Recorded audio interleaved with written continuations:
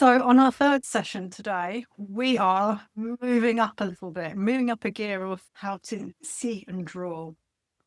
So what we're ultimately aiming for is taking that orange where you drew from which way, that way, right way, just a full circle. But now we're going to sit it on the table and see the top and the side at the same time. So we're dealing a little bit with perspective, and perspective is how we see things.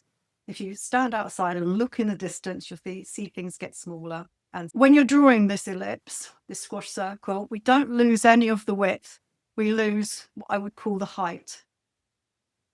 That's quite a nice ellipse because I haven't moved my piece of paper around and I'm really desperate to move my piece of paper around, but I'm holding an orange, which doesn't help.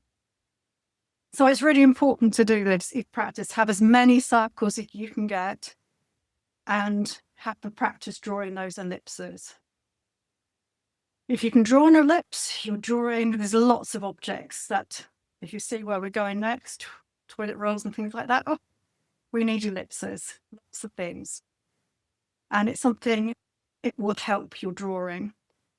Now, you can do it by drawing a circle and using the top and the side from the full circle, but it'd be nice to do it a little bit more freehand to move away from being controlled by these geometric shapes. If you want to draw it, if you're feeling a little bit, no, don't want to do that, then get your circle. I would put a line through half, then you can see how much you're putting where you need to go. Put in your smile, then repeat it slightly smaller at the top. And one thing I've learned in this is don't be afraid to rub out. I once read that one teacher just wouldn't let anybody use a rubber, and I just think, I couldn't cope with that.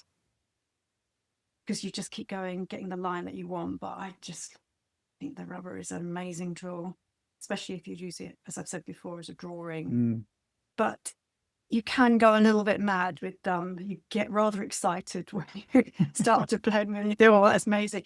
But don't touch that because that just it will lose the three-dimensional quality of your orange.